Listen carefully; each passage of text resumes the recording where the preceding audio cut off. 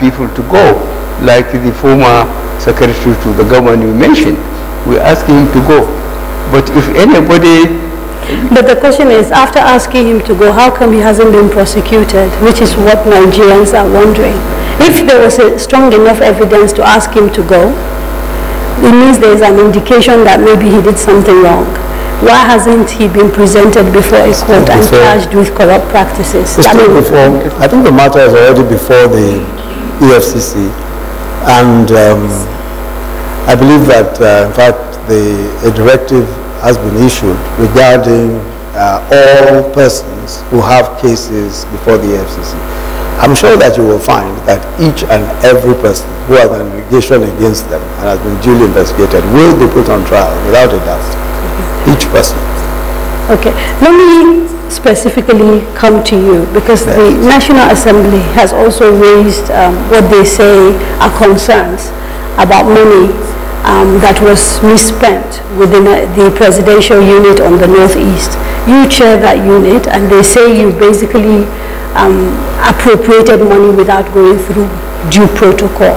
How do you respond to that allegation? No, I think the allegation was that the money, that some money, which was approved for the emergency intervention in the Northeast, was without appropriation. Yes.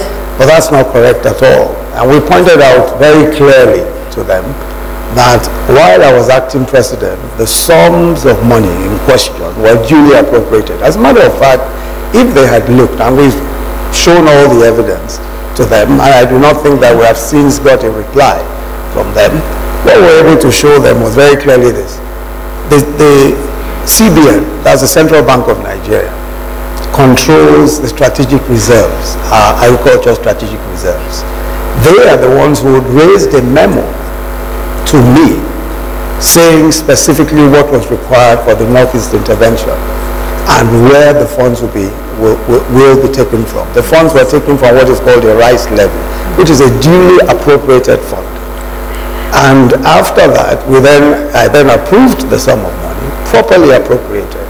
Are you at all concerned about some of the allegations raised about that, the spending with that particular fund and the way they are running the affairs of the agency? I'm not at all concerned about it. I believe that, unfortunately, a good part of that was politicized, and, allegations are flying here and there. That was a very comprehensive, very, very comprehensive process. What happened was that after the World Food Program had said that they were no longer able to feed the numbers that they were feeding before, there was a need for us to intervene because hundreds of people were coming out. It was an emergency situation. Oh yes, it was an emergency situation.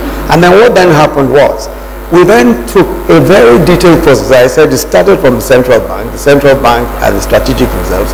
We have 4 companies that hold our strategic reserves, and they are major grain companies: Olam, Walcott, Dangote. I believe there's one more that I can't remember their name. They hold the strategic reserves for the Central Bank. So everything was done properly. The Nigerian Armed Forces, the Army, the Air Force, the Navy, all of them, the police, all of them were involved in the distribution process, including the Air Force. Each service chief sent a senior representative to be involved in the process of distribution. We then went a further step. We created an office in Maiduguri where we have a tracking device. We could actually see the buses, the trucks, as they went from point to point from our offices in Maiduguri.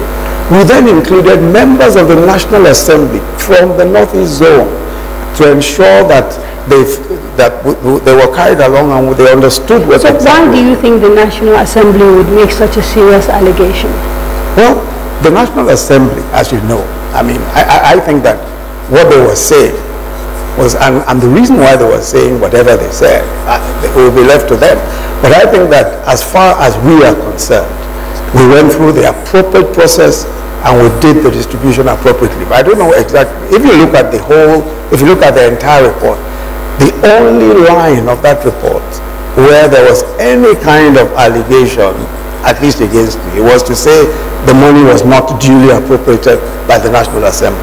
But we proved that that money was duly appropriated by the National Assembly, And there was no further allegation as far as I could see, concerning my participation as acting president at the time. Now, the National Assembly, in talking about this, quoted Section 80, subsection 4, which basically says that you can't appropriate any money, whether it's from the consolidated account or anything considered public funds, without going to the National Assembly. And in their view, that process didn't take place. The point I'm making is that their view was absolutely wrong, because it wasn't based on facts. We provided for them evidence that they obviously did not have at the time when they were making their conclusion. And that evidence was the fact that the Central Bank of Nigeria was the one that originated the memorandum from an appropriated fund. That fund is called the Rice Levy. The Rice Levy is a line item in our budget, so it's already appropriated by the National Assembly. Okay. So I think that they were wrong. Yeah, let's open up the conversation.